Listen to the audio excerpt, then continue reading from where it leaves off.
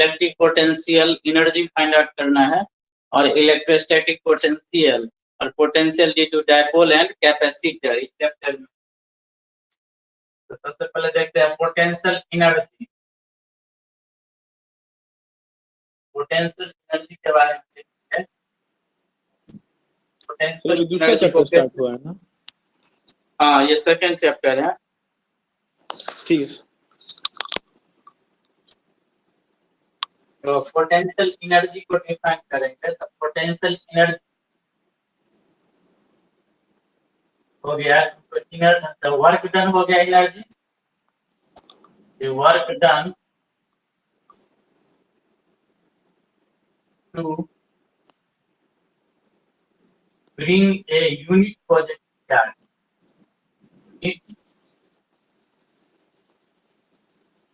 Positive charge कहेंगे, unit positive charge या कहेंगे इसको test charge from reference point. देखो रेफरेंस पॉइंट हो गया infinity, from reference point to a given point.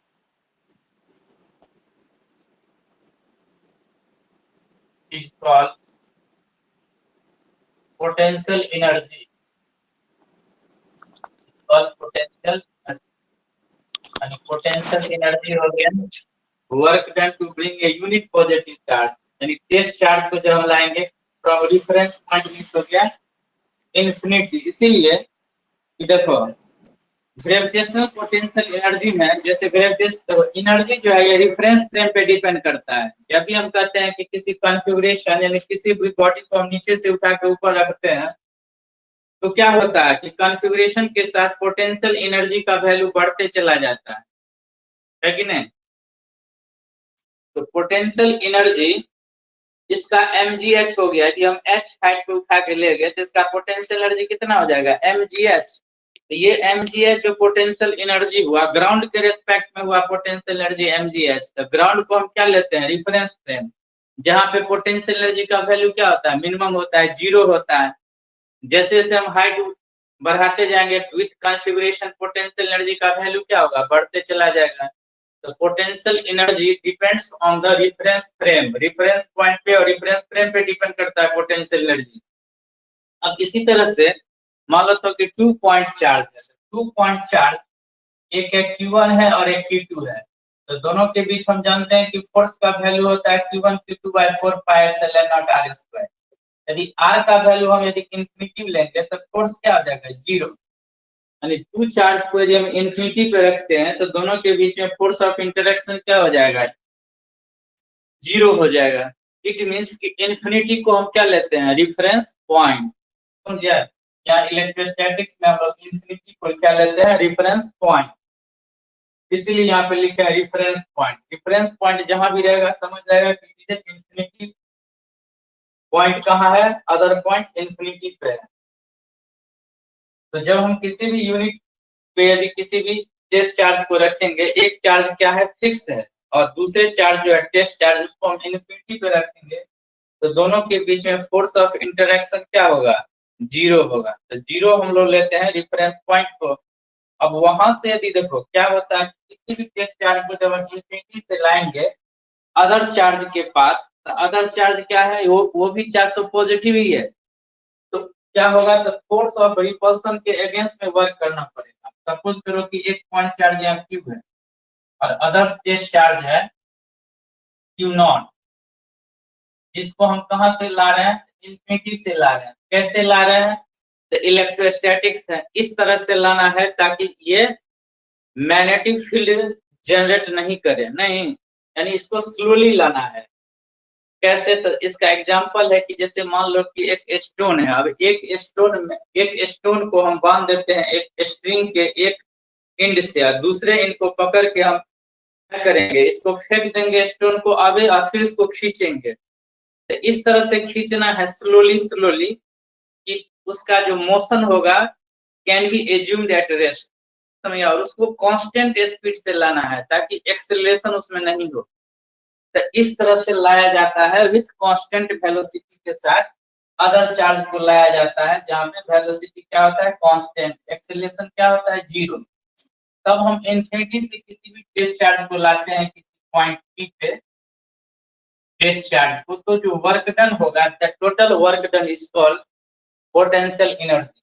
तो सपोज करो कि इंफिनिटी से लाना है, तो ये जो फोर्स इस पे लगाएगा फोर्स ऑफ रिपल्सन, तो उसके अगेंस्ट में वर्क करना है। यानी इसको ला रहा है कौन, यानी एक्सटर्नल फोर्स कोई ना कोई इस पे, जब तक एक्सटर्नल फोर्स नहीं लगेगा तब तक ये किसी अदर जो पॉजिटिव चार्ज है उसके पास नहीं आएगा, क्योंकि ये भी तो पॉजिटिव चार्ज है। तो इस पे अननोन क्या है, तो पोटेंशियल एनर्जी में अननोन फैक्टर क्या है, तो force external force is unknown. ये कौन सा फोर्स एक्सटर्नल लग रहा है, ये अननोन है, इसके बारे में हम नहीं जान रहे। ये जान रहे कि कोई फोर्स इस पे लग रहा है जो इंफिनिटी से यहाँ तक पहुंचा दिया। तो ये जो फोर्स लगाएगा इलेक्ट्रोस्टैटिक फोर्स, उसके अगेंस्ट में काम हो रहा है। तो जब किसी फोर्स के अगेंस्ट में वर्क होता है तो वो क्या कहलाता है, कंजर्वेटिव वर्क डन। और कंजर्वेटिव वर्क डन को ही कहा जाता है पोटेंशियल एनर्जी। और वो ऑलवेज होता है निगेटिव वर्क डन। याद रखना है कि निगेटिव वर्क डन को कहा जाता है potential energy, positive work done होता है काइनेटिक एनर्जी।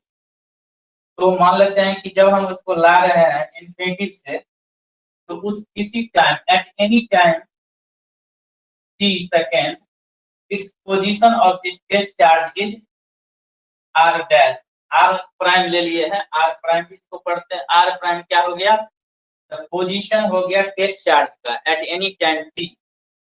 और पहले हम लोग निकाल लेंगे dr प्राइम डिस्टेंस के लिए, dr डिस्टेंस डिस्प्लेसमेंट के लिए कितना वर्क डन होगा उसको पहले निकालेंगे, फिर उसको इंटीग्रेट कर देंगे इंफिनिटी से इस p पॉइंट r पॉइंट तक लाने में कितना वर्क डन हुआ, that is stored in the form of potential energy. लिखेंगे if this charge is at a distance, if this charge is at a distance r prime from the fixed charge है, from the fixed charge q charge को fix कर दिया गया है। The force on this test charge कितना हो जाएगा, force on the test charge, force on the test charge not कितना फोर्स होगा, तो F इज इक्वल टू होगा, यहाँ लिख देते हैं force on this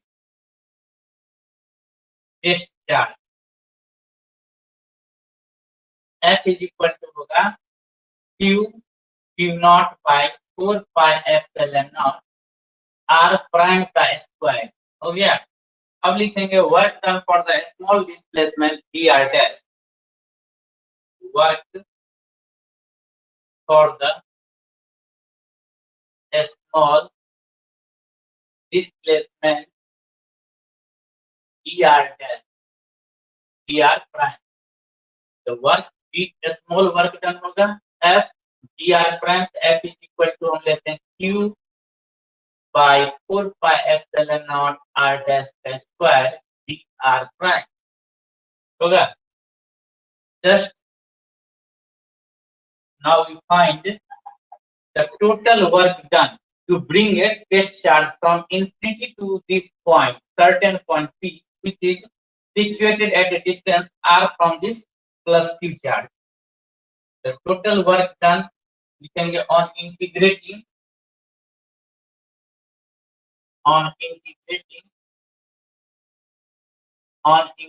we get work is equal to Q naught by 4 pi epsilon naught r dash minus 2 dr dash।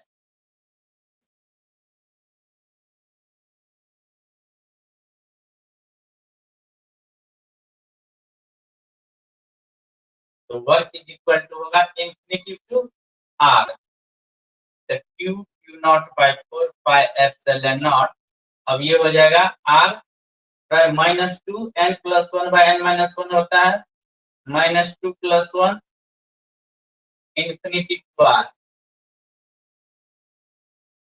तो लिख लिया।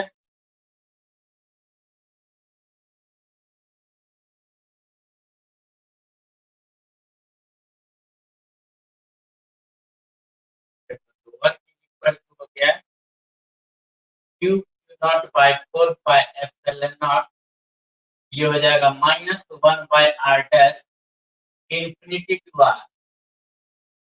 देखो तो ये हो गया Q naught by 4 pi epsilon naught 1/r, ये माइनस हो जाएगा, ये हो जाएगा माइनस माइनस प्लस, या इसको माइनस को कॉमन निकाल लेते हैं तो 1/r माइनस 1/इंफिनिटी होगा।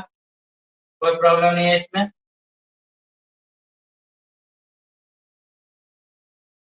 ये जो हम निकाले हैं ये किसके कारण निकाले हैं? ये निकाले हैं work done by the external force, जो अननोन एजेंट है उसके कारण वर्क डन निकाले हैं, इसलिए यहाँ पे निगेटिव आ गया। तो यहाँ पे ये माइनस, ये कौन सा वर्क डन है? कंजर्वेटिव। माइनस से मल्टीप्लाई कर देंगे तो क्या होगा? Q naught by 4 pi epsilon naught 1/r minus 1/इंफिनिटी लिख सकते हैं। देखो ये जो निगेटिव वर्क डन है, the negative work done is stored in the form of potential energy. This negative work done, this negative work done is stored in the form of potential energy। तो potential energy क्या हो गया? Work done equal to होता है negative work done is equal to क्या होता है? Change in potential energy. ये जो आया है ये क्या आया है? Change in potential energy means U R minus U infinity is equal to Q naught by 4 pi epsilon naught 1/r minus 1/n। तो इस चीज को हमेशा याद रखना है कि पोटेंशियल एनर्जी कभी भी एग्जैक्ट नहीं होता है, जब भी होता है रिलेटिव क्वांटिटी है किसी के रेस्पेक्ट में। यदि हम कहते हैं कि किसी पॉइंट पर पोटेंशियल एनर्जी का value Q naught by 4 pi epsilon naught r है, इट मींस कि वह इन्फिनिटी के रेस्पेक्ट में है, यानी इन्फिनिटी यहाँ पे डिफाइन नहीं किया जाता है, यानी इन्फिनिटी के रेस्पेक्ट में लिया जाता है, तो वो अननोन है। तुमको खुद समझना है कि जब भी हम किसी पॉइंट पर पोटेंशियल एनर्जी निकालते हैं, इसका मतलब इन्फिनिटी से इस पॉइंट तक लाने में किया गया वर्क डन है वो, क्योंकि इन्फिनिटी पे जीरो होगा, 1/इंफिनिटी क्या होता है? जीरो। तो यहाँ पे हम क्या लिखेंगे? इसी को चेंज इन पोटेंशियल, ऑलवेज क्या होता है? चेंज इन पोटेंशियल एनर्जी होता है, समझा? लेकिन वहां पे सीधे कहते हैं पोटेंशियल एनर्जी, तो वहां क्या छिपा हुआ है? तो इन्फिनिटी वर्ड छिपा हुआ है, समझिए। इन्फिनिटी जब भी होता है पोटेंशियल एनर्जी डिफरेंस होता है, ना कि पोटेंशियल। हम लोग पोटेंशियल कहते हैं, इट मींस इन्फिनिटी के रेस्पेक्ट।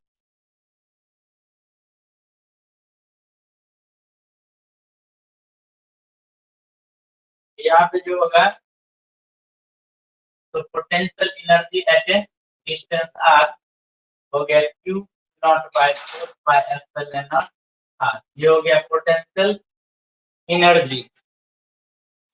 तो ये between the system of two charges दिया है, एक क्यू है एक क्यू नॉट।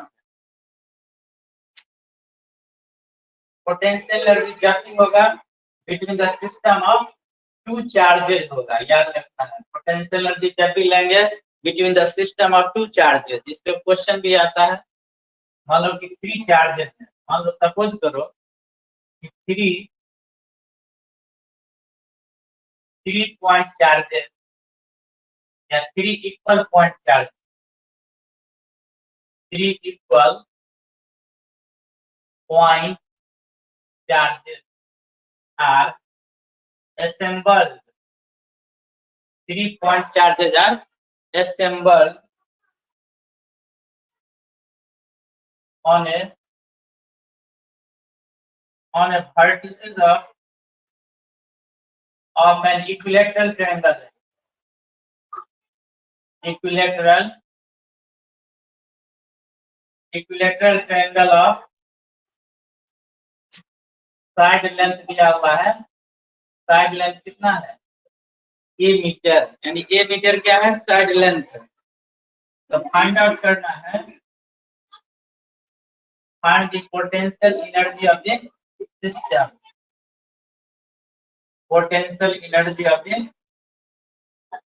सिस्टम, ठीक है। Find the potential energy of the system, यानी सिस्टम का पोटेंशियल एनर्जी फाइंड आउट करना। तो कैसे करें?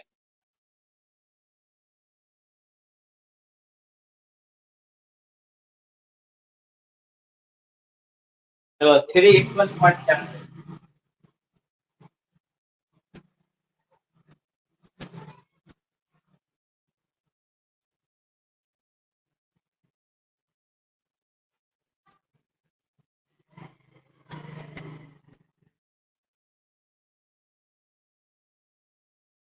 जो 3 इक्वल पॉइंट चार्जेज है Q1 Q2 Q3 है, सभी का मैग्नीट्यूड क्या है, इक्वल है।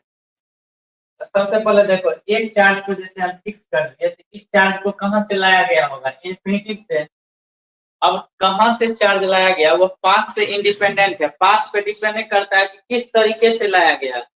कहीं से भी लाया गया, किसी भी तरह से लाया गया हो, इधर से भी लाया जा सकता है, इधर से, डायरेक्शन पे डिपेंड करता है। पहले कहाँ था, इंफिनिटी पे, उसको कहाँ पहुंचा दिया, तो उसको ए डिस्टेंस पे पहुंचा दिया। तो इस दोनों के बीच में जो होगा पोटेंशियल एनर्जी पूरे सिस्टम का, वो होगा 1 और 2 के बीच में पोटेंशियल एनर्जी होगा। फिर इसको इंफिनिटी से लाया गया है ए डिस्टेंस, तो एक होगा 2 3 के बीच में पोटेंशियल एनर्जी। अब ये दोनों आ गया है इंफिनिटी से एक पॉइंट ये डिस्टेंस पे, तो दोनों के बीच में पोटेंशियल एनर्जी होगा 1 और 3। तो टोटल सिस्टम का पोटेंशियल एनर्जी कितना होगा, Q1 Q2 by 4 pi epsilon naught A, Q2 Q3 by 4 pi epsilon naught A plus Q1 Q3 by 4 pi epsilon naught. अब ऑल चार्जेज आर इक्वल है तो क्या होगा, क्यू स्क्वायर हो जाएगा, क्यू स्क्वायर कितना होगा, 3 Q² bye 4 pi epsilon naught. ये हो गया पूरे सिस्टम का पोटेंशियल एनर्जी आ गया है, समझ में। अब लिख लिया इसको। अच्छा बस लास्ट लाइन लिख रहा है।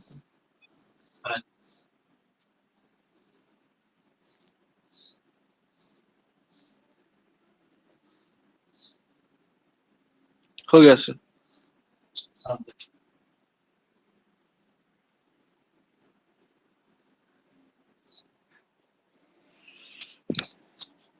अब जैसे 4 इक्वल पॉइंट चार्जेस है, इसको प्लेस कर दिया गया है at the vertices of a square of side length metre. Suppose करो एक स्क्वायर है,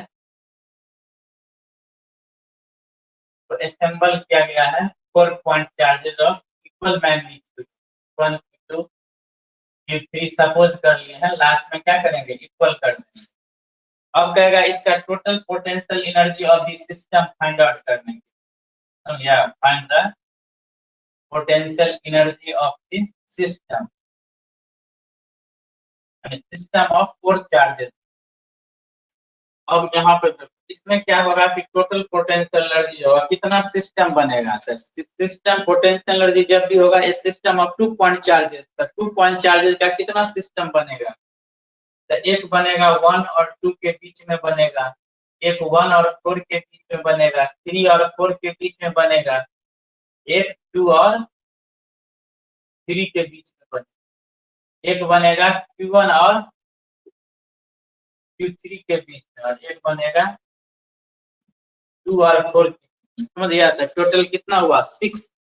यानी जब भी पोटेंशियल एनर्जी कहेगा निकालने के लिए पूरे सिस्टम का, तो टोटल 6 हो गया सिस्टम, क्योंकि 4 इक्वल पॉइंट चार्जेज है। तो एक होगा 1 2, ये 4 तो इक्वल ही होगा क्योंकि सभी के बीच इक्वल डिस्टेंस है। तो 1 2 1 4 2 3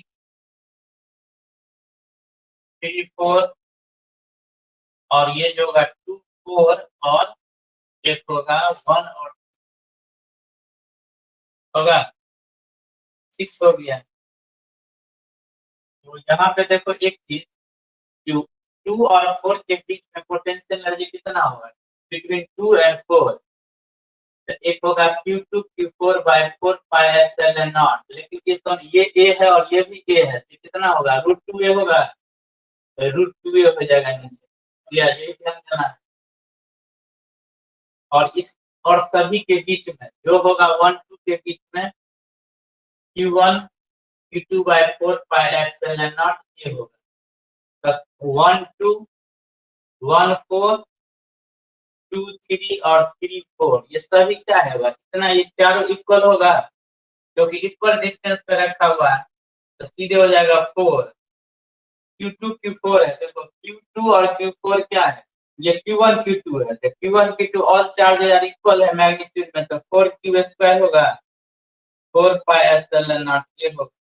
अब देखो 2 3 1 3 और 2 4, 1 3 और 2 4 क्या है, इक्वल डिस्टेंसेस है, तो दोनों के बीच में यही होगा, जो होगा 2 4 के बीच में वही होगा 1 और 3 के बीच। तो ये हो जाएगा तुमको Q², तो 2 हो जाएगा, मल्टीप्लाई कर देंगे 2 कर देंगे, दोनों ऐड हो जाएगा 2 4 और 1 3, तो क्या होगा 2Q²/4πε0 √2a होगा, समझे ना, √2 है। अब इसमें से कॉमन निकाल लेंगे, हो गया ना।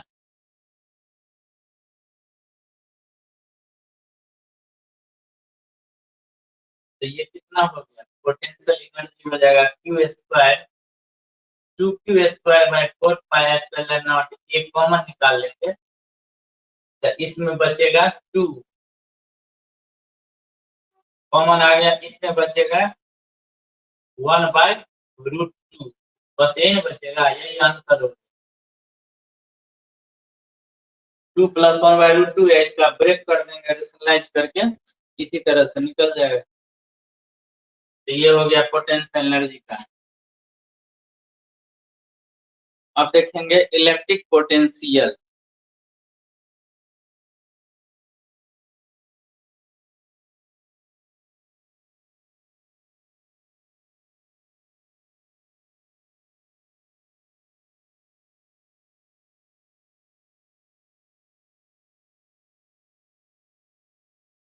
देखो इसमें किस तरह का क्वेश्चन सब बनेगा, क्योंकि एससी वर्मा से बनाएगा, तो एससी वर्मा में तो एक ही चैप्टर में सारा चीज दिए हुआ है, जो फर्स्ट जो पढ़ा है अभी तक, अभी जो पढ़ा है सब फर्स्ट चैप्टर है इलेक्ट्रोस्टैटिक्स का। अकॉर्डिंग टू एनसीईआरटी ने हो गया सेकंड चैप्टर, लेकिन अकॉर्डिंग टू एससी वर्मा ये फर्स्ट चैप्टर है, इलेक्ट्रोस्टैटिक्स का चीज है।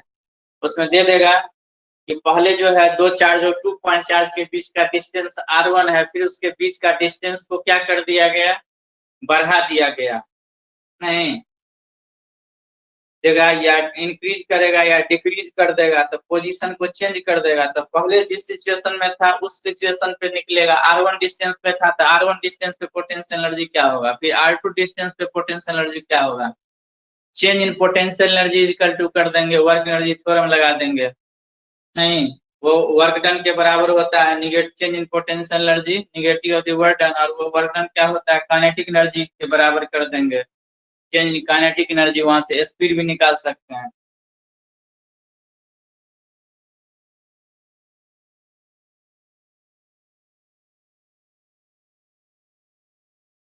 अब है इलेक्ट्रिक पोटेंशियल।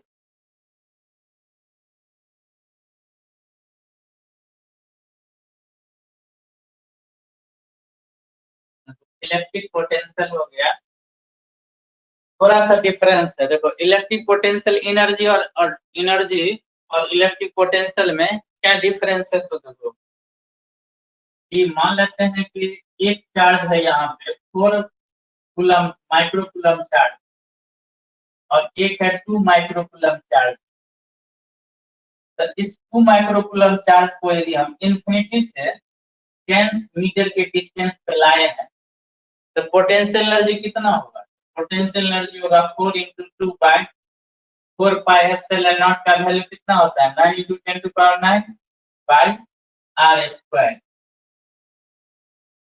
तो पोटेंशियल एनर्जी जो हो जाएगा यहाँ पे कितना हो जाएगा 72 × 10⁷ इतना जूल क्या होगा, वर्क करना पड़ेगा, तब जाकर के 10 मीटर के डिस्टेंस पे आप पहुंचेगा। एक्सटर्नल ये हो गया word of external force, unknown force.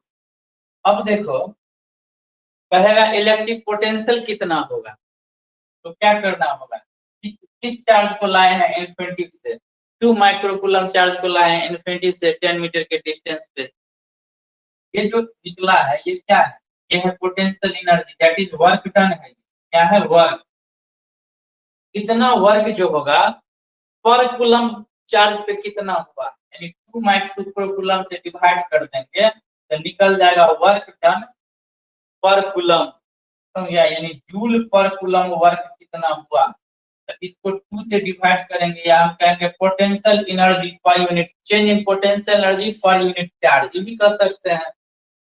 इसी का नाम है क्या चीज, पोटेंशियल। कितना होगा तो 2 से डिवाइड कर देंगे तो इतना ही होगा,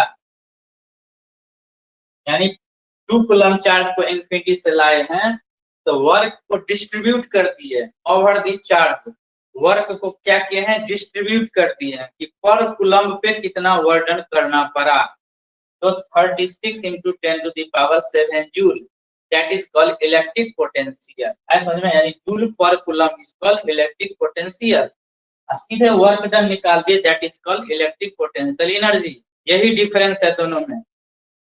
यानी पोटेंशियल एनर्जी को जब डिस्ट्रीब्यूट कर देंगे, इस पर कूलम चार्ज पे कितना चेंज हुआ पोटेंशियल एनर्जी में, नहीं, या work done per unit charge कितना हुआ, that is called electric potential. ऐसा समझ में।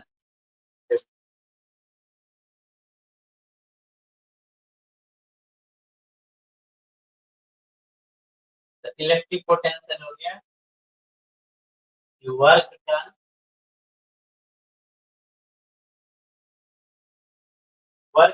पर unit charge to bring a charge from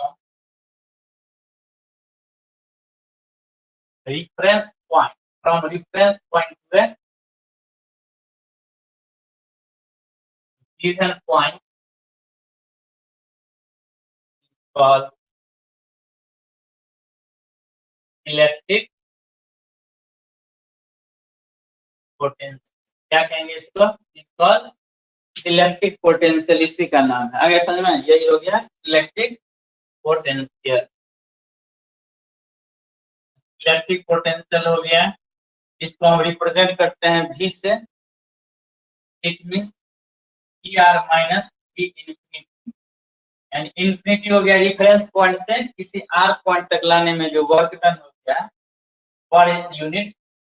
मान लीजिए टेस्ट चार्ज को हम लाए हैं तो पर यूनिट टेस्ट चार्ज भी लिख सकते हैं, या इसको हम कह सकते हैं change in potential energy UR minus Q infinity by Q naught, भी कर सकते हैं। ये सभी क्या हुआ, या इसको सीधे लिखेंगे चेंज इन पोटेंशियल एनर्जी लिख देते हैं, एक ही चीज हुआ।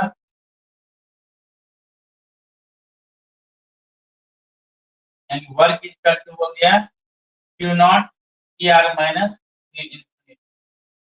अब मान लेते हैं कि सपोज करो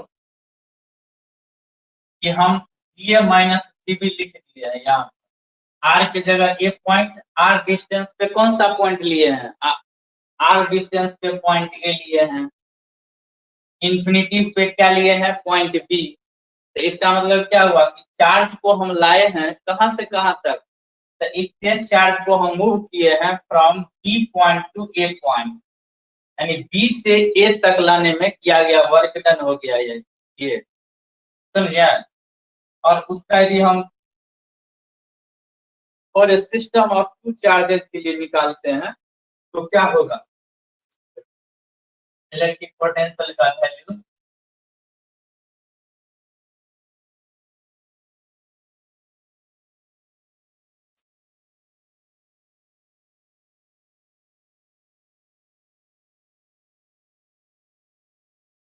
ये है पॉइंट चार्ज Q और ये है पॉइंट ए, ये है पॉइंट, और इस चार्ज को यहाँ से यहाँ तक लाए हैं बी पॉइंट से ए पॉइंट तक, और ये डिस्टेंस R है। तो पोटेंशियल का जो वैल्यू होगा E माइनस क्या होगा, work done per unit charge. Potential energy क्या होगा, Q naught by 4 pi epsilon naught R, by Q naught से डिवाइड कर देंगे तो Q नॉट से Q नॉट कट गया, क्योंकि हम निकाल चुके हैं पोटेंशियल एनर्जी में work done is equal to इतना ही आया था, सिर्फ हमको Q नॉट से डिवाइड कर देंगे। ये माइनस कितना आ गया, Q by 4 pi epsilon naught R। ऐसा समझ में।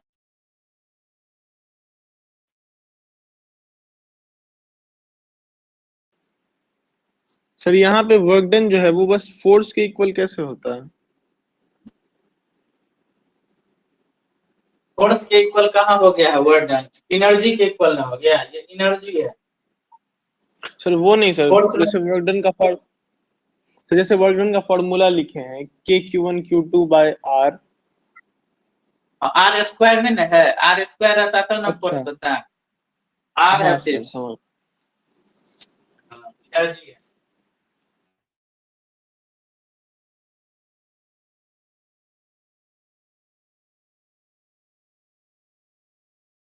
जैसे देखो क्या होता है कि जैसे इस तरह से दिया हुआ है, इलेक्ट्रिक फील्ड का डायरेक्शन गिवन है, it is the direction of electric field if you take 2 points P and Q।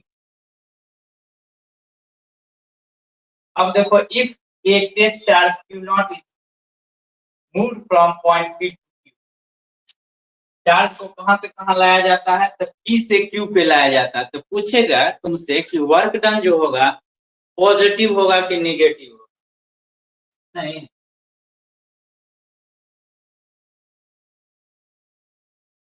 तो वर्क इक्वल टू होता है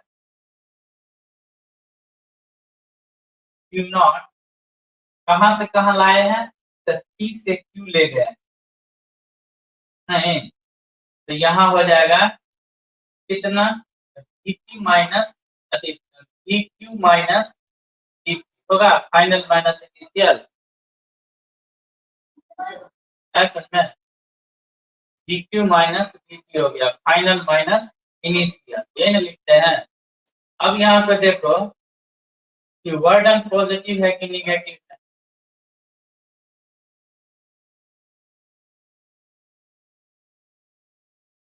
तो लिखेंगे सिंस इसमें देखो पोटेंशियल किसका ज्यादा है, P ग्रेटर देन Q है कि नहीं, क्योंकि बताए थे properties of electric field line का properties, it always moves from high potential to low potential.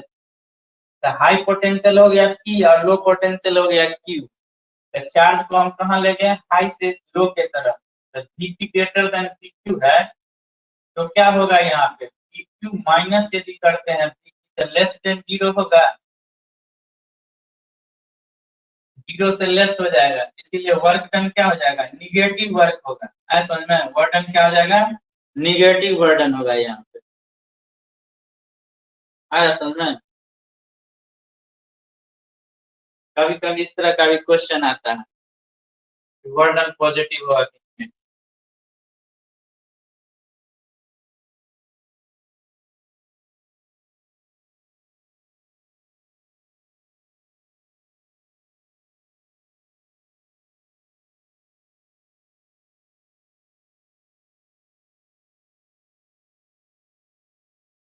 तो अब समझ गया कि किसी भी सिंगल पॉइंट चार्ज के कारण जो पोटेंशियल होगा,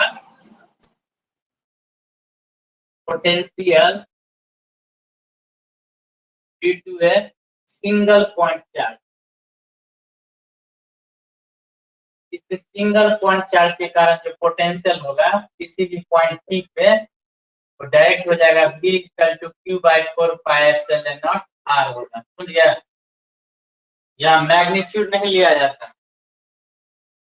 potential energy due to negative charge होगा, पॉइंट चार्ज Q के कारण हो गया, potential due to minus Q charge, यदि माइनस Q चार्ज है तो इसके कारण जो पोटेंशियल होगा किसी पॉइंट पे क्या हो जाएगा, निगेटिव चार्ज माइनस हो जाएगा Q/4 पाई एप्सिलॉन नॉट। समझिए ना, निगेटिव चार्ज है तो यहाँ पे minus Q/4 pi epsilon naught R हो जाएगा, यदि प्लस है तो Q/4 pi epsilon not positive होगा पोटेंशियल। यहाँ पे चार्ज का साइन भी देखा जाता है, पॉजिटिव है कि निगेटिव है, समझ में।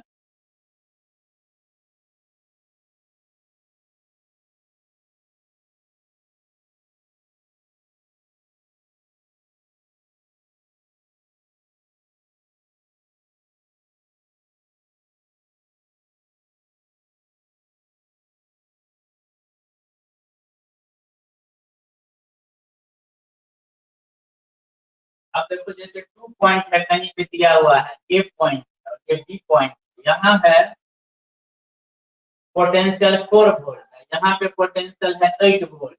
बी पॉइंट का पोटेंशियल कितना है और ए पॉइंट का पोटेंशियल कितना है 4 वोल्ट, और बी पॉइंट का पोटेंशियल है 8 वोल्ट, और एक 2 कूलम चार्ज को ले गया है, 2 कूलम चार्ज, इसको ए पॉइंट से लाया गया है बी पॉइंट पर, नहीं, एक point charge of magnet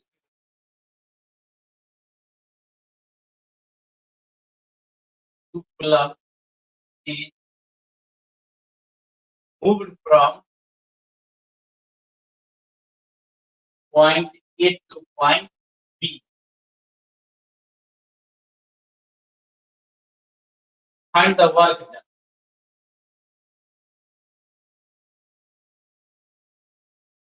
Yeah, find the work done निकालना। तो वर्क इज इक्वल टू क्या होगा? तो वर्क इज इक्वल टू होगा Q इंटू dB माइनस, समझे ना? तो ये हो गया 2 कूलम और ये हो जाएगा 8 माइनस 4 यानी 2 इंटू 4 यानी 8 जूल वर्क होगा। तो यार तो किसी भी 2 पॉइंट्स के बीच का यदि पोटेंशियल गिवन है और चार्ज को मूव किया गया है एक पॉइंट से दूसरे पॉइंट पे, तो पूछेगा वर्क डन कितना होगा। तो दोनों 2 पॉइंट्स है, दोनों पॉइंट्स का पोटेंशियल पता है हमको कि दोनों पॉइंट पे पोटेंशियल कितना है, उसका वैल्यू गिवन है, समझा? तो हम आराम से वर्क डन निकाल लेंगे कितना वर्क डन होगा। और यदि हमको वर्क डन पता चल गया तो एनर्जी पता चल गया।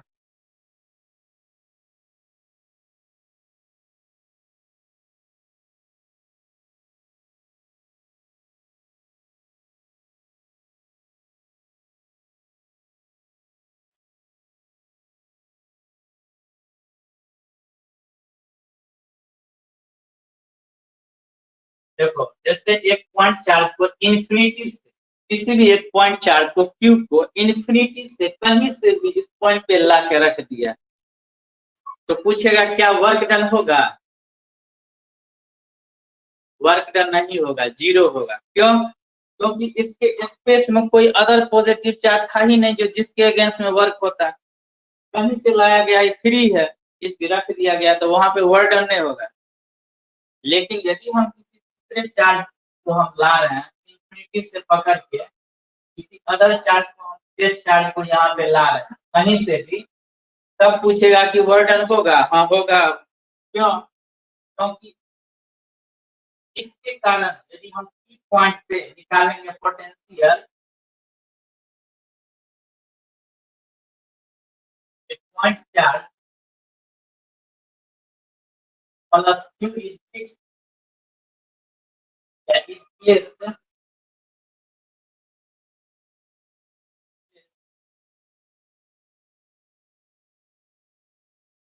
in the space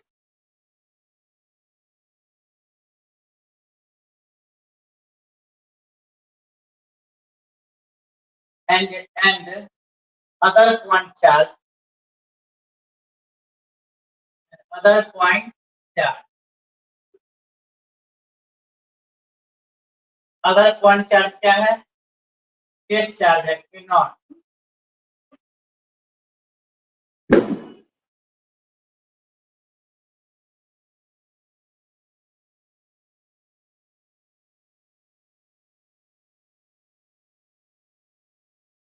is taken from infinity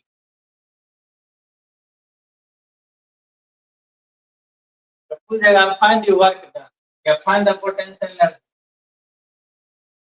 find the potential energy of the system and the potential energy of the system। System का पोटेंशियल एनर्जी निकालना है, तो सबसे पहले हम क्या करेंगे? तो सबसे पहले हम पोटेंशियल निकालेंगे, इसके कारण इस पे कितना पोटेंशियल होगा। जब हम पोटेंशियल पढ़ लिए हैं तो इसको दूसरे तरीका से बनाएंगे। पहले हम एनर्जी पढ़ाए तो एनर्जी में कंप्यूटेशन मेथड बता दिए निकालना कि किसी भी सिस्टम का पोटेंशियल एनर्जी हम कैसे डायरेक्ट फाइंड आउट कर सकते हैं। लेकिन अब तुमको यदि बोर्ड में पूछता है यही क्वेश्चन तो तुमको इस मेथड से बनाना सॉल्व करना होगा। सबसे पहले निकालेंगे potential due to point charge, potential due to plus Q charge at point P.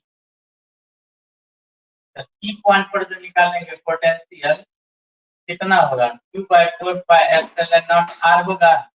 ये हो गया तुमको इस पॉइंट का potential due to this plus Q charge. और वर्क इज इक्वल टू क्या होगा, वर्क इज इक्वल टू तुमको पता है कि पोटेंशियल जो होगा वर्क इज इक्वल टू होता है q इंटू पोटेंशियल डिफरेंस होता है ना, potential difference V R minus V infinity, यही होता है ना। इन्फिनिटी से r तक लाने में क्या क्या वर्क डन। तो यहाँ पर इस ये जो r पॉइंट है वो r क्या है, p पॉइंट है, और इन्फिनिटी पे 0 होता है तो सीधे लिखेंगे ये हो गया 0, तो सीधे q dp हो गया क्यू नॉट। और इस पॉइंट पर जो पोटेंशियल है इसके कारण कितना है, q by 4 pi epsilon naught r, तो लिख देंगे q by 4 pi epsilon naught r। यानी पोटेंशियल एनर्जी का जो वैल्यू होगा work done equal potential energy, यानी q naught by 4 pi epsilon naught r। है समझ में। इस तरह से हम पोटेंशियल एनर्जी निकालेंगे, यानी वर्क डन निकालना पड़ेगा।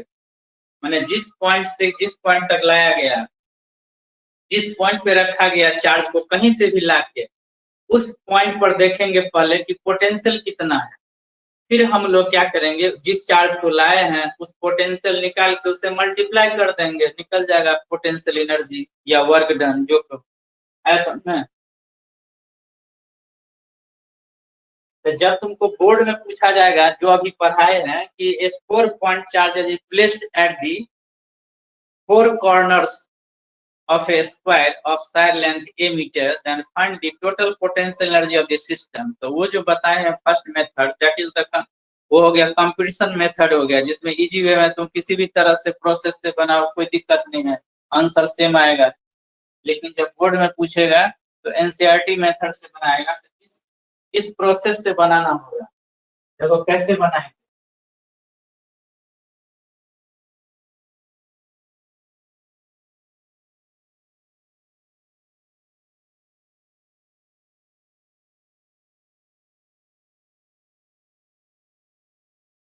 जैसे 4 पॉइंट चार्ज हम बताए थे ना, 4 कॉर्नर पे रखा गया है, 1 2 3 4। तो पहले एक चार्ज को यहाँ लाया गया, किसी सिंगल चार्ज को किसी को मान सकते हैं, किसी चार्ज को यहाँ लाया गया तो कोई वर्क डन नहीं होगा, लेकिन जब हम इस चार्ज को यहाँ रखेंगे, इस चार्ज से ए डिस्टेंस पे इंफिनिटी से लाएंगे इस चार्ज को, तो वर्क डन क्या होगा, इसके कारण पहले यहाँ पर पोटेंशियल निकालेंगे। मान लीजिए ए पॉइंट है, ये बी पॉइंट है, ये सी पॉइंट है, ये डी पॉइंट, लिखेंगे potential at point B, potential at point B due to charge Q1, due to charge Q1 charge के कारण पोटेंशियल क्या होगा, Q1 by 4 pi epsilon naught A होगा। अब हम इस चार्ज को लाए हैं कहीं से भी Q2 पे, तो वर्क डन कितना होगा, वर्क डन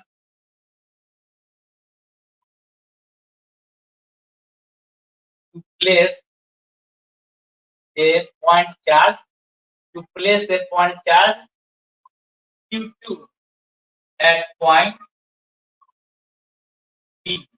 बी पॉइंट पे रखने में कितना वर्क डन करना पड़ेगा, that is called potential energy भी कह सकते हैं, या work done is equal to potential energy, यानी 1 और 2 के बीच में। तो वर्क इज इक्वल टू क्या होता है, Q इंटू V, यानी V1 होगा, यानी Q2 और V1 कितना है, Q1 by 4 pi epsilon naught A है।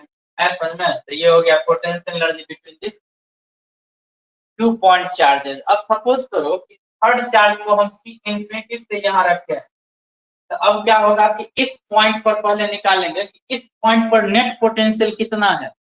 तो अब इस पॉइंट पर सी पॉइंट पर जो पोटेंशियल होगा वो Q2 भी होगा और Q1 भी होगा। पहले टोटल पोटेंशियल निकालेंगे, तब इस पॉइंट को रखने के लिए कितना वर्क डन करना पड़ेगा, तो V2 इंटू Q3 कर देंगे, समझ गया। तो देखो क्या होगा, तो पहले लिखेंगे पोटेंशियल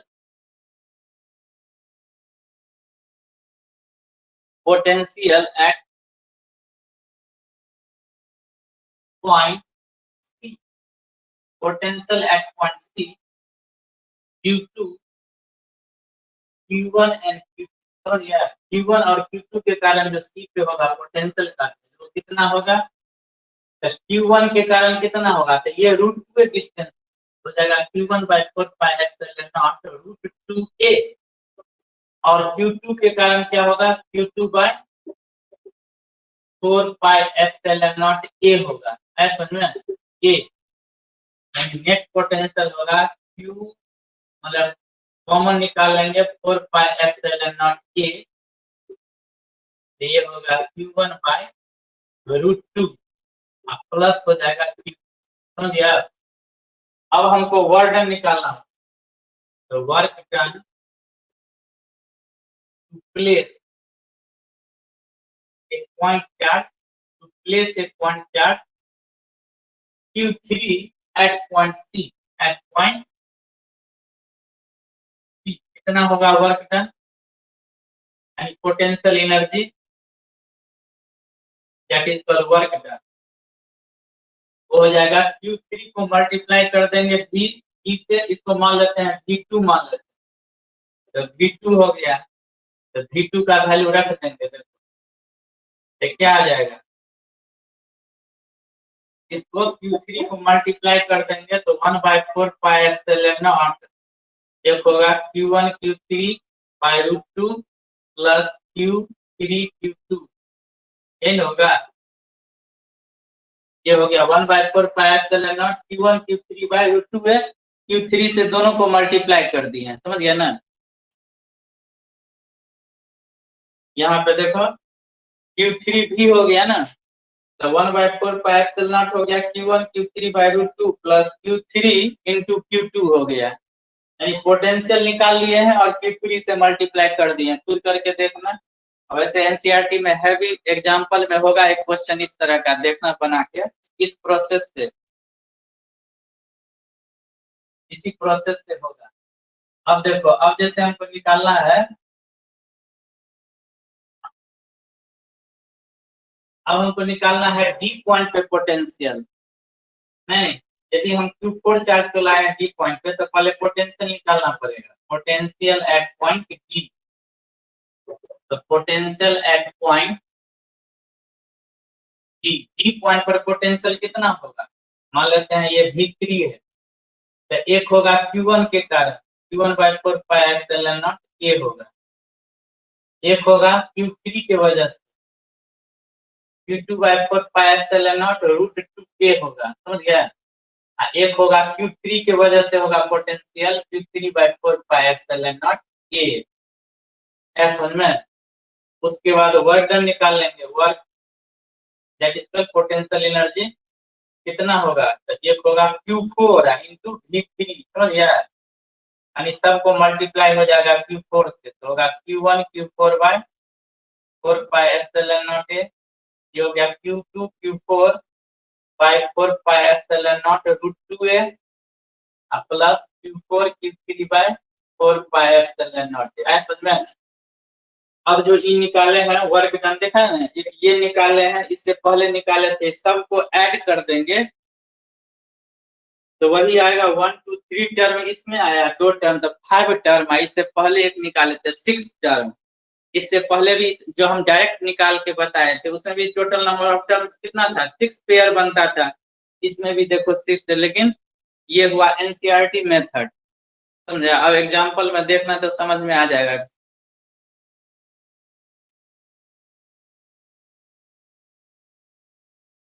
क्योंकि बोर्ड में ज्यादा क्वेश्चन एग्जाम्पल से ही रहता है और एग्जाम्पल में ही कंसेप्ट भी है पूरा।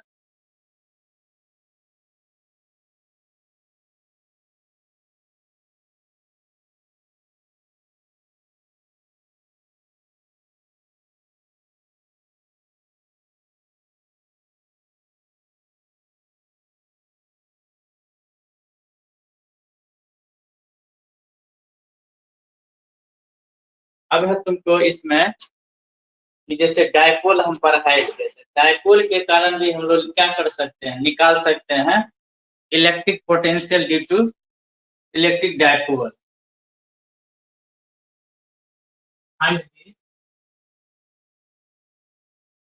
Electric potential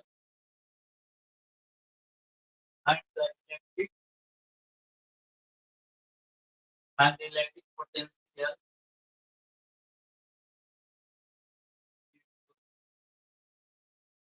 electric dipole. तो सबसे पहले मान लेंगे वी कंसीडर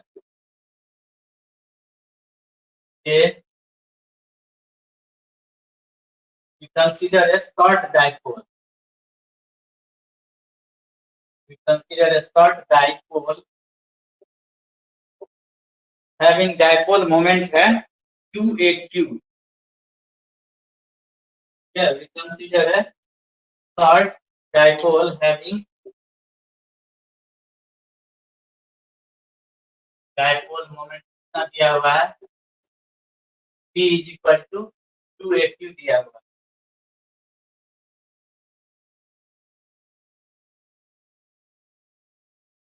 ये हो गया माइनस Q चार्ज, ये हो गया प्लस Q चार्ज, और यहाँ पे हमको निकालना है पॉइंट P पे potential at an angle theta at a distance r। We take distance says r1 and r2 respectively from charge plus Q and minus charge. It is r2 distance. It is this angle between dipole moment and the r. ये angle है theta. Direction of dipole moment किधर होता है, negative to positive. ये हो गया direction of dipole moment. उससे हमको नहीं लेना है, ये r डिस्टेंस हो गया, इसको r1 r2 मान लिया। अब यहाँ पे सबसे पहले देखो नेट जो इलेक्ट्रिक पोटेंशियल जो है ड्यू टू पॉजिटिव चार्ज निकालेगा नेगेटिव चार्ज, इलेक्ट्रिक लिखेंगे electric potential due to plus Q charge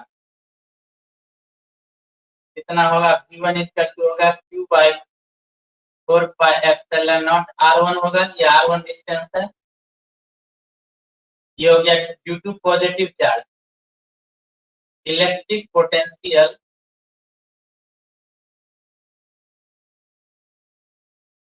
due to minus Q charge negative charge कितना होगा, जो होगा minus Q by 4 pi epsilon naught R2 होगा, minus Q by 4 pi epsilon R2। तो net electric potential कितना होगा, net electric potential at point P हो जाएगा 1/4 पाई एप्सिलॉन नॉट, क्या होगा कॉमन आ जाएगा, जो हो गया Q1 bye R1 minus Q2 bye R2। ऐसा है। अब हमको निकालना है R1 और R2 का वैल्यू। ये डिस्टेंस A है, ये भी डिस्टेंस A एट पॉइंट, ये डिस्टेंस A हो गया, ये आगे समझ में। अब हमको निकाल, इसको इक्वेशन नंबर मान लेंगे, फर्स्ट इक्वेशन है। अब हमको क्या निकालना है, तो R1 और R2 का वैल्यू निकाल के इसमें प्लेस करना है। तो ये Q1 और Q2 तो इक्वल है, सीधे होगा Q कॉमन निकाल लेंगे, दोनों में Q है ना, तो Q कॉमन निकाल लेते हैं, तो वैल्यू हो जाएगा 1/R1 माइनस 1/R2। ठीक होगा।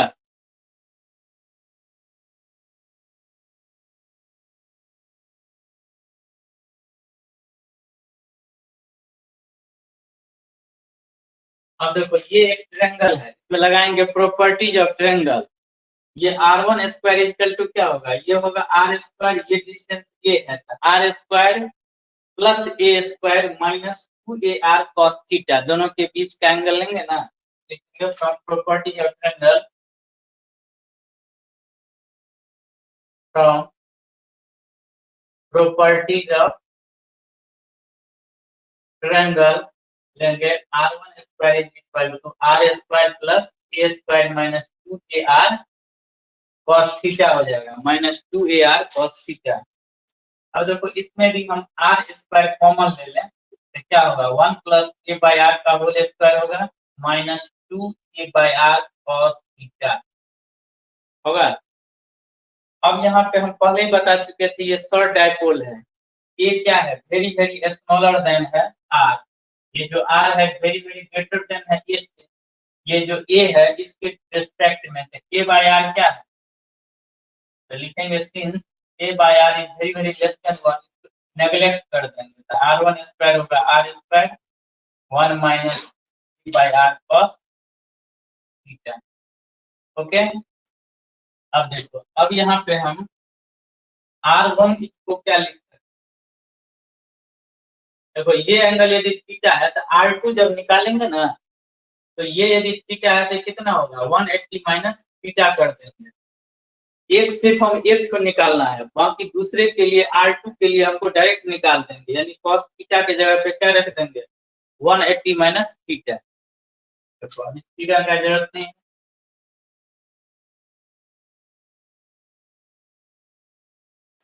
सर ये प्रॉपर्टीज ऑफ ट्रायंगल वाला वापस से बता दीजिएगा। हाँ ये है फ्रॉम प्रॉपर्टीज ऑफ ट्रायंगल, है from properties of triangle, property of triangle mathematics में पढ़ा होगा कि जैसे कोई साइड है ना, देखो ए बी सी, अब इसके सामने का साइड ए लेते हैं, इसके सामने का साइड बी, इसके सामने का साइड सी, अब हम चाहते हैं ये एंगल क्या हो गया सी हो गया, हम निकालेंगे c square is equal to क्या लिख सकते हैं a square plus b square minus 2AB cos c, दोनों के बीच का एंगल लेंगे cos, ऐसा है। यदि कहेगा ए स्क्वायर लिखना होगा तो क्या लिखेंगे बी स्क्वायर प्लस सी स्क्वायर, समझ गया ना, माइनस 2BC cos ए, ऐसा में। हाँ सर। हाँ इसी फार्मूला को यहाँ लगाए,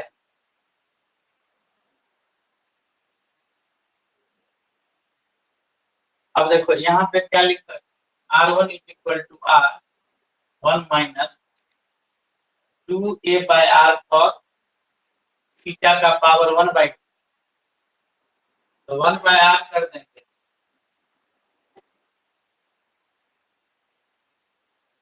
ये हो जाएगा 1 माइनस 2AI cos थीटा का पावर कितना हो जाएगा 1/2, अब इसको ऊपर ले जाएंगे तो कितना हो जाएगा,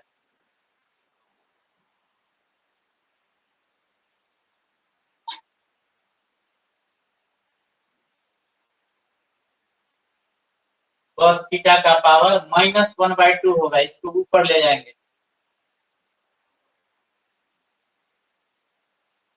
अब यहाँ पे लगाएंगे हम बायनोमियल थ्योरम, अलजेब्रा में पढ़ा हुआ binomial theorem, 1 plus x to the power यदि n है ना, इसको लिख सकते हैं 1 प्लस nx into n minus 1 factorial 2 x square, इस तरह से बढ़ते चला जाता है, समझ गया ना। तो यहाँ पर हम देखेंगे कि ये जो x है ना, जब वेरी वेरी लेस देन 1, 1 से भी लेस होता है तो ये हायर पावर जो है इसको हम नेग्लेक्ट कर देते हैं, क्योंकि जैसे फ्रैक्शन में कोई नंबर है तो उसका स्क्वायर क्या होता है और भी स्मॉल हो जाएगा, इसीलिए उसको हम लोग नेग्लेक्ट कर देते हैं। तो 1 प्लस nx लेंगे तो n का वैल्यू यहाँ क्या है माइनस हाफ, ये हो जाएगा 1 माइनस 2AR/2, ये 1/2 से मल्टीप्लाई होगा तो प्लस हो जाएगा cos थीटा, 2 से 2 कट गया,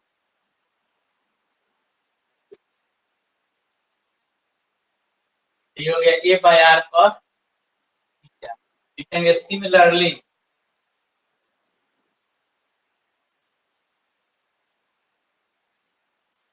कितना हो जाएगा 1/R, अब यहाँ पे देखो 1 प्लस A/R 1/r2 के लिए क्या बताए थे, cos थीटा के जगह पर क्या रखेंगे, cos 180 माइनस थीटा। तो cos 180 माइनस थीटा क्या होता है, माइनस cos थीटा।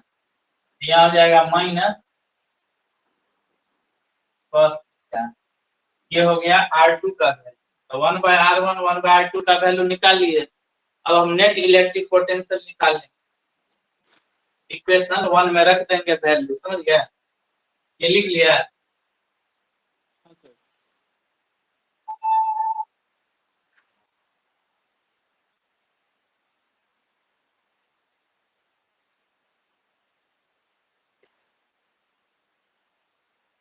लिखेंगे फ्रॉम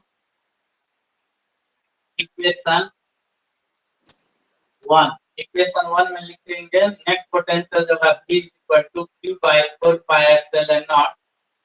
क्या था, 1/r1 था, तो 1/r1 का वैल्यू रख देंगे a/r cos थीटा, माइनस था 1/r2। 1/r2 का वैल्यू रखेंगे तो क्या होता है, r,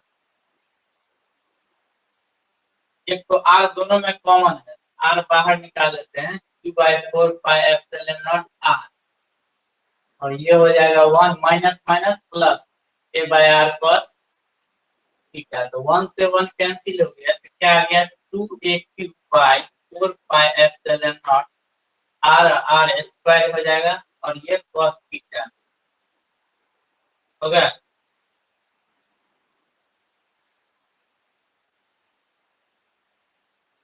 लिखेंगे सिंस यहाँ p का वैल्यू कितना हो गया, 2a है।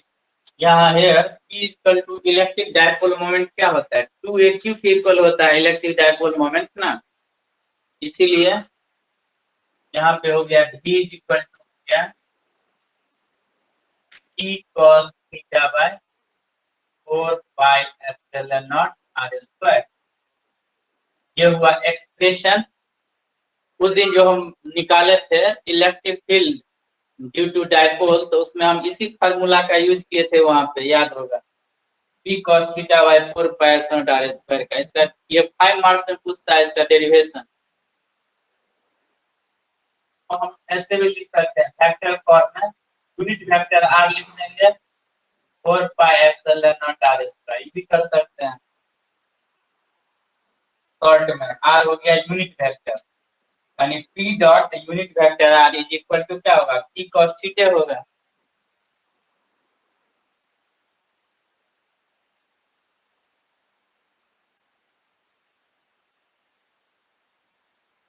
लिख लिया।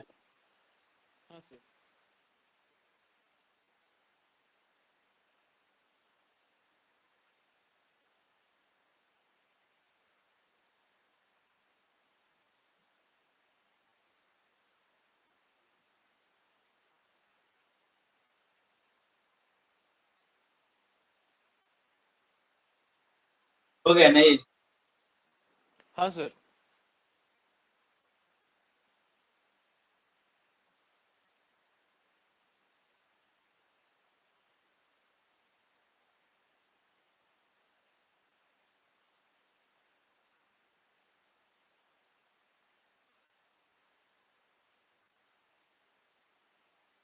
अब जैसे इलेक्ट्रिक डायपोल है,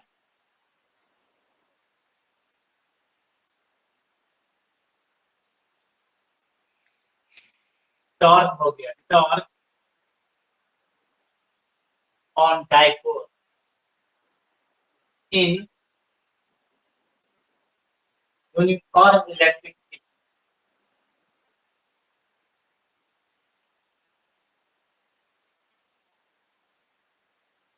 हम मान लें कि यूनिफॉर्म इलेक्ट्रिक फील्ड है,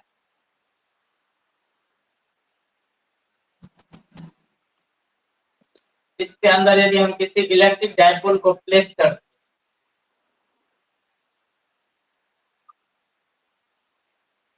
ये है माइनस, ये है प्लस क्यू चार्ज, और ये है minus Q charge.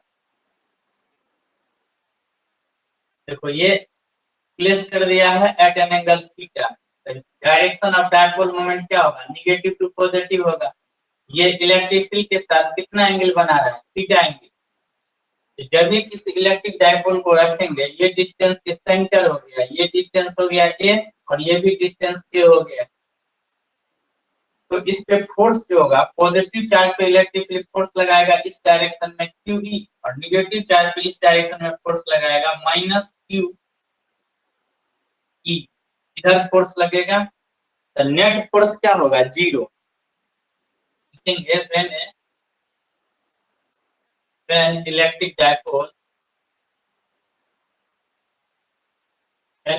dipole of dipole moment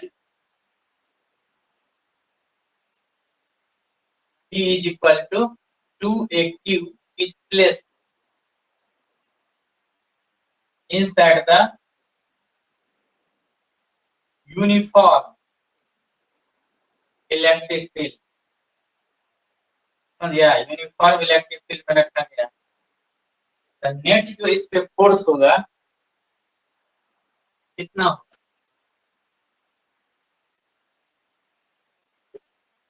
net force on the dipole is 0। Net force क्या है? 0 है, क्योंकि 2 इक्वल एंड अपोजिट फोर्स लगा रहा था। नेट फोर्स 0 है। देखेंगे इसको, टॉर्क विल एक्सर्ट। टॉर्क क्यों लगेगा? क्योंकि सिस्टम इक्विलिब्रियम में है, इसलिए टॉर्क लगेगा। नेट फोर्स 0 है, इस पे तुमको 1 मार्क्स मिलता है, इसी पॉइंट पे 1 मार्क्स मिलता है। यदि सेंटेंस को छोड़ दिया लिखना तो 1 मार्क्स उसका गया। रीजन क्या है टॉर्क लगने? टॉर्क इसीलिए लगेगा क्योंकि net force on the dipole is 0, so torque will exert. Sir एक बार ये वापस शुरुआत से समझा दीजिए। क्या कहा? एक बार फिर ये शुरुआत से समझा दीजिए ना वापस। हाँ देखो, अभी बताए हैं कि एक डायपोल है, इलेक्ट्रिक डायपोल, जिसको यूनिफॉर्म इलेक्ट्रिक फील्ड के अंदर रखा गया है, जिसका डायपोल मोमेंट क्या है? तो P इज इक्वल टू है 2AQ। तो जब इसको यूनिफॉर्म इलेक्ट्रिक फील्ड के अंदर रखा जाएगा, प्लेस किया जाएगा, तो net force on the dipole क्या होगा? 0, क्योंकि पॉजिटिव चार्ज पे फोर्स इधर लगेगा QE और निगेटिव चार्ज पे इधर फोर्स लगेगा -QE। तो नेट फोर्स क्या होगा? 0। तो टॉर्क विल एक्सर्ट। टॉर्क क्यों एक्सर्ट करेगा? क्योंकि नेट फोर्स 0 होगा, यानी सिस्टम पूरा इक्विलिब्रियम में है, इसीलिए टॉर्क लगेगा। समझिए? टॉर्क का कारण क्या है? समझ गया ना? क्योंकि सिस्टम इक्विलिब्रियम में है, नेट फोर्स 0 है, इसीलिए टॉर्क लगेगा। ये 1 मार्क्स इसी पे मिलेगा।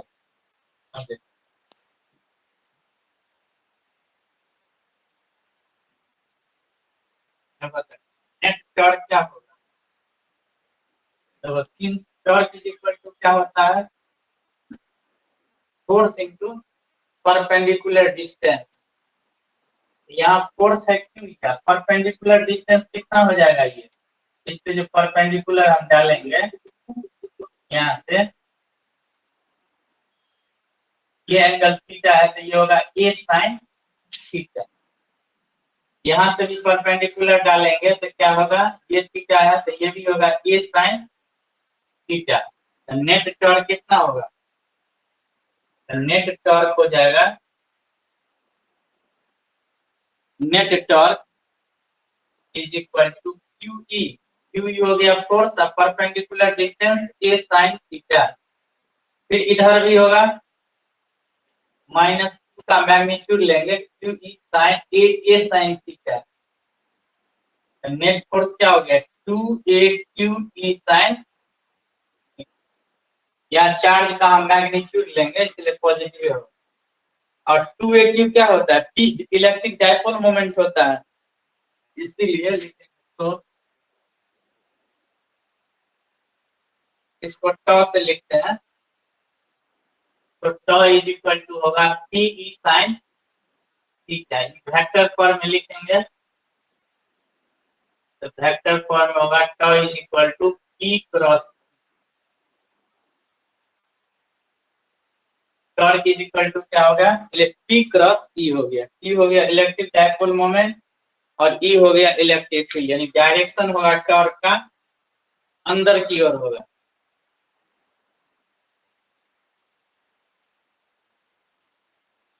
है समझ में? हाँ सर।